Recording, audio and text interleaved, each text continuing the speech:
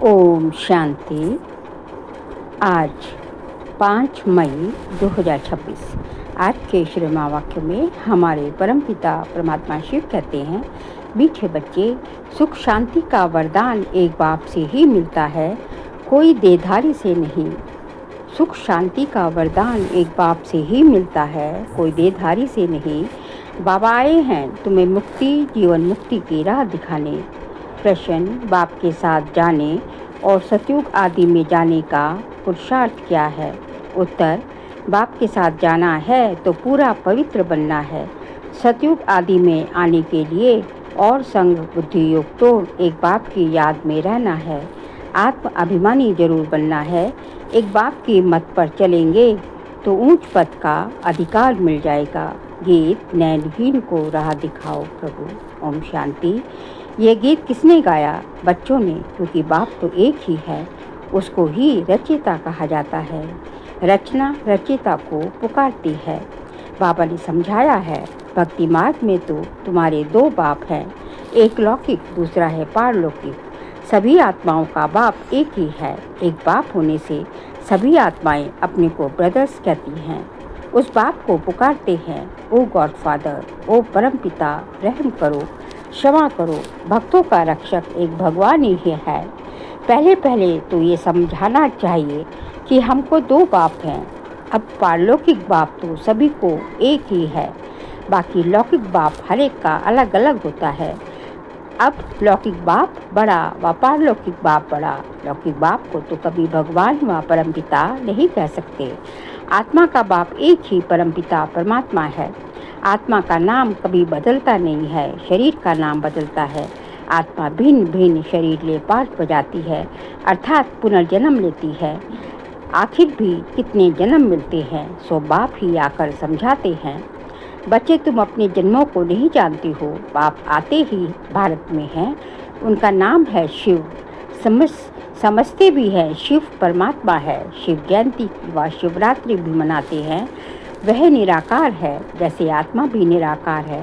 निराकार से साकार में आते हैं पाठ बजाने। अब निराकार शिव तो शरीर बिगर पाठ बजा न सके। मनुष्य इन बातों को कुछ भी नहीं समझते हैं। नैनहीन हैं। ये शरीर के दो नेत्र तो सबको हैं, तीसरा ज्ञान का नेत्र आत्मा को नहीं है, जिसको दिव्य चक्षु भी कहते हैं। आत्मा अपने बाप को भूल गई है, इसलिए पुकारते हैं, नैनहीन को ये राह बताओ प्रभु। कहाँ की राह? शांति धाम और सुख धाम की। सर्व का सद्गति दाता सतगुरु एक ही है। मनुष्य मनुष्य का गुरु बन सद्गति दे नहीं सकता। ना खुद सद्गति पाते हैं, ना औरों को देते हैं। एक बाप ही सर्व का सद्गति दाता है।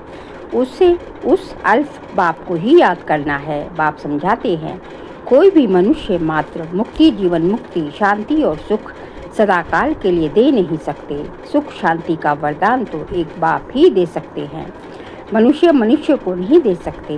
भारतवासी सतो प्रधान थे तो सत्युगी स्वर्गवासी थे। आत्मा पवित्र थी, भारत को स्वर्ग कहा जाता है, जबकि आत्माएं पवित्र सतो प्रधान थी। तुम जानते हो, बरोबर आज से 5000 वर्ष पहले भारत स्वर्ग सतो प्रधान था। ये लक्ष्मी नारायण का राज्य था। अभी कलयुग का भी अंत है, इसको नरक कहा जाता है। यहाँ भारत स्वर्ग था तो बहुत धनवान था, हीरे जवाहरों के महल थे। बाप बच्चों को याद दिलाते हैं, सतयुग आदि में लक्ष्मी नारायण की राजधानी थी, उसको स्वर्ग वैकुंठ कहा जाता है। अभी तो स्वर्ग है नहीं, ये बाप समझाते हैं। बाबा भारत में ही आते हैं, निराकार शिव की जयंती भी मनाते हैं, परंतु वे क्या करते हैं ये कोई नहीं जानते। हम आत्माओं का बाप शिव है, उनकी हम जयंती मनाते हैं। बाप की बायोग्राफी को भी नहीं जानते। गाया भी जाता है, दुख में सिमरन सब करे, पुकारते हैं, ओ गॉड फादर, रहम करो। हम बहुत दुखी हैं, क्योंकि ये रावण राज्य है। वर्ष वर्ष रावण को जलाते हैं ना, परंतु ये किसको पता नहीं कि 10 शीश वाला रावण क्या चीज़ है। हम उनको जलाते क्यों हैं? ये कौन सा दुश्मन है जो उनकी एफिजीज बनाए जलाते हैं? भारतवासी बिल्कुल नहीं जानते, क्योंकि ज्ञान का तीसरा नेत्र नहीं है। तब तो राम राज्य मांगते हैं, 5 विकार स्त्री के, 5 विकार पुरुष के। इसलिए इनको रावण संप्रदाय कहा जाता है। ये रावण 5 विकार ही बड़े से बड़ा दुश्मन है, जिसका एफिजीज बनाए जलाते हैं। भारतवासियों को ये पता नहीं पड़ता कि रावण है कौन जिसको जलाते हैं। ये रावण राज्य कब से शुरू हुआ ये भी किसको पता नहीं। बाबा समझाते हैं, राम राज्य सतयुग से था, रावण राज्य द्वापर कलयुग। सतयुग में इन लक्ष्मी नारायण का राज्य था। इन्हों को ये राज्य कहाँ से कैसे मिला ये कोई नहीं जानते। ये समझने की बातें हैं, इसमें अटेंशन देना पड़ता है। मोस्ट विलभ बाप है, तब तो उनको भक्ति मार्ग में भी पुकारते हैं। भारत में जब इन्हों का लक्ष्मी नारायण का राज्य था तो दुख का नाम नहीं था। अभी दुख धाम है, कितने अनेक धर्म है। सतयुग में एक धर्म था। इतने सब आत्माएं कहाँ चली जाएंगी किसको पता नहीं है, क्योंकि नयनहीन है। शास्त्रों में ज्ञान का तीसरा नेत्र किसको नहीं मिलता है। ज्ञान नेत्र ज्ञान सागर परमपिता परमात्मा ही देते हैं। आत्मा को तीसरा नेत्र मिलता है। आत्मा भूल गई कि हमने कितने जन्म लिए हैं। सतयुग में जो देवी देवताओं का राज्य था वह कहाँ गया। गाते भी है मनुष्य 84 जन्म लेते हैं, 84 का चक्र कहते हैं। परंतु कौन सी आत्मा 84 जन्म लेती है।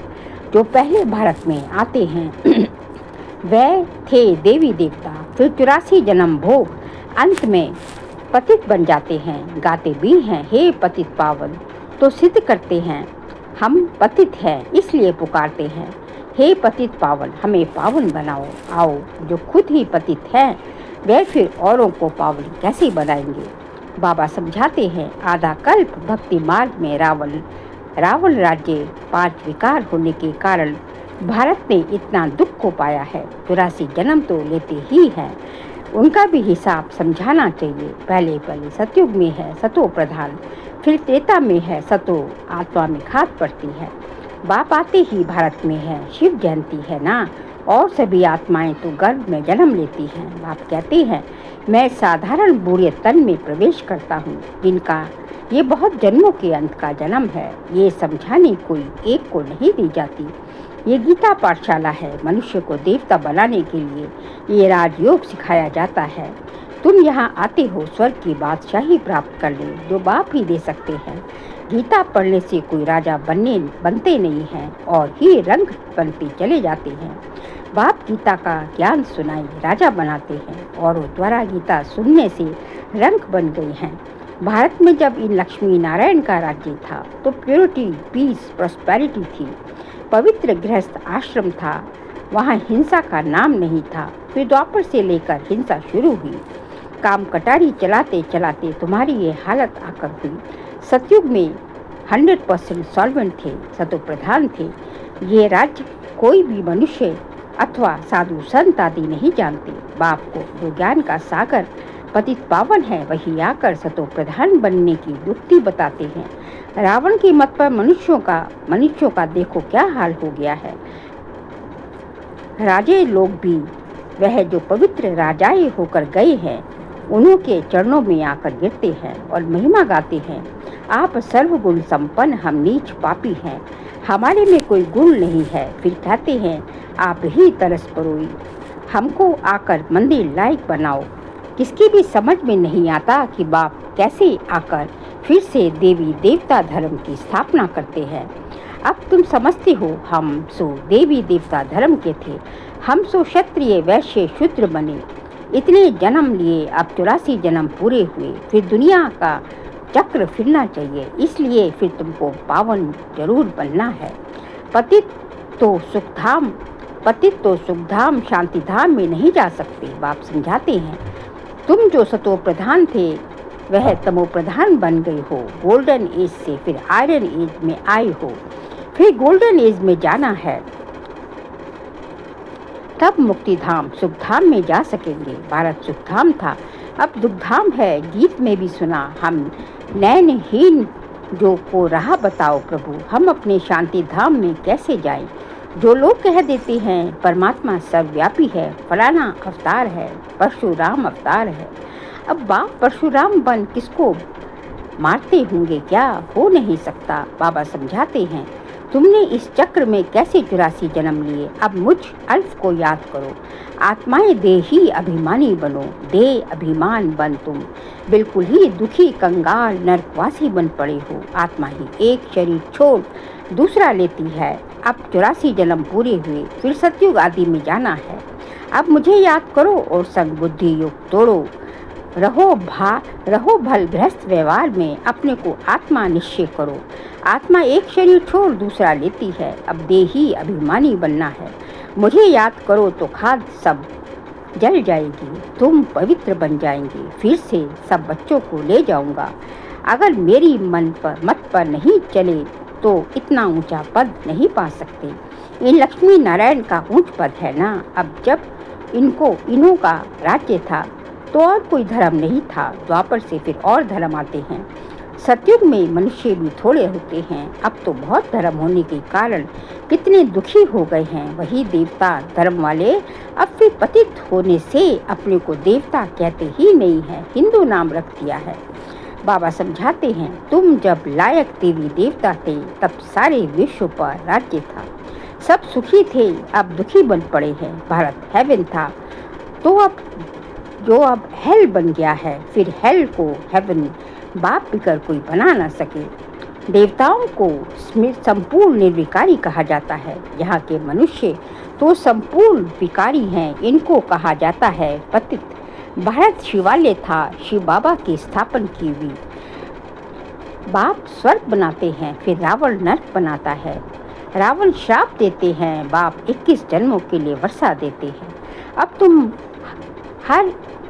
हर एक बाप को ही याद करो, कोई भी देहधारी को नहीं। देहधारी को भगवान नहीं कहा जाता, भगवान तो एक ही है। बाप तो बेहद का वर्षा देते हैं, फिर रावण श्रापित बना देता है। इस समय भारत श्रापित है, बहुत दुखी हैं। अब इस रावण पर जीत पानी है, माया पर जीत पानी है। माया गाया भी जाता है, दे दान तो छूटे ग्रहण। तो ग्रहण जो लगता है वह तो पृथ्वी का परछाया है। अब बाप कहते हैं, तुम्हारे ऊपर 5 विकारों रूपी रावण का ग्रहण है। ये 5 विकार दान में दे देने हैं। पहला तो दान दो कि हम कभी विकार में नहीं जाएंगे। ये काम कटारी ही मनुष्य को पतित बनाती है। अच्छा, मीठे मीठे सिखिल दे बच्चों प्रति माता पिता बाप दादा का याद प्यार और गुड मॉर्निंग। रूहानी बाप की रूहानी बच्चों को नमस्ते। हम रूहानी बच्चों की रूहानी बाप दादा को नमस्ते नमस्ते, गुड मॉर्निंग। शुक्रिया बाबा, शुक्रिया। सार के पॉइंट्स हैं। बाप जो नॉलेज देते हैं उसे पूरा अटेंशन देकर पढ़ना है।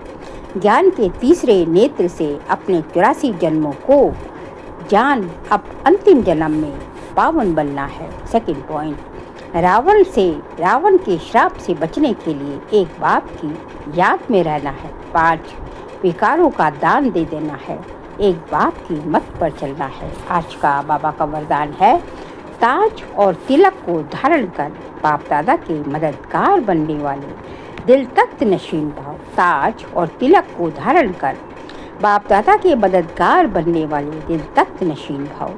जब कोई तख्त पर बैठते हैं तो तिलक और ताज उनकी निशानी होती है। ऐसे जो दिल तख्त नशीन हैं उनके मस्तक पर सदैव अविनाशी आत्मा की स्थिति का तिलक दूर से ही चमकता हुआ नजर आता है।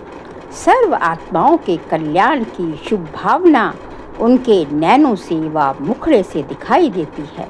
उनका हर संकल्प, वचन और कर्म बाप के समान होता है।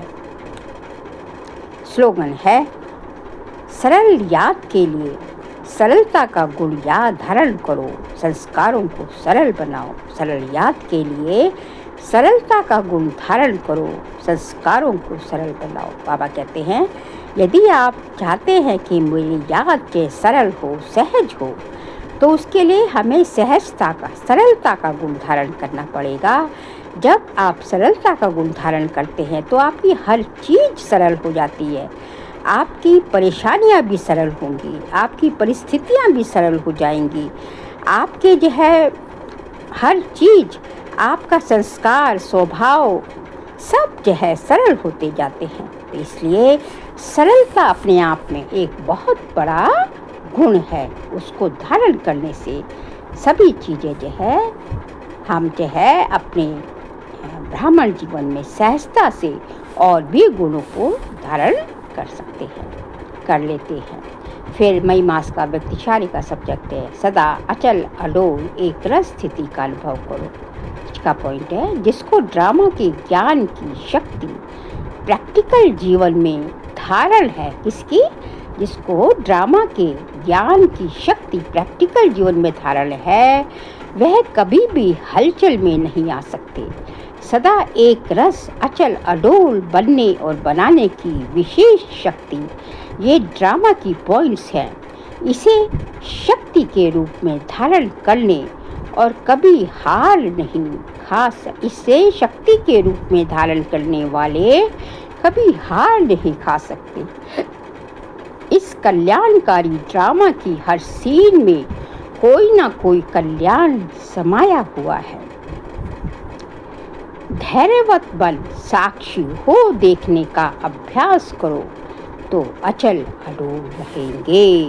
यह है ड्रामा का ज्ञान। ड्रामा की हम जो है पॉइंट्स यदि अपनी मानस पटल पर इमर्ज रूप में रखें तो किसी भी परिस्थिति में हम हार खा जाए ये हो नहीं सकता।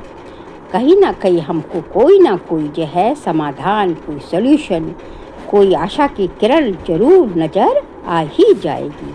ज़रूरत होती है उस टाइम पर धैर्यवत होकर साक्षी भाव अपनाते हुए जो है उसको जो है उस स्थिति को, उस परिस्थिति को देखना और ड्रामा की पॉइंट्स यूज़ करके उससे जो है उस हलचल से बाहर, तभी हम अचल अडोल एक रस रह पाएंगे। अच्छा, ओम शांति।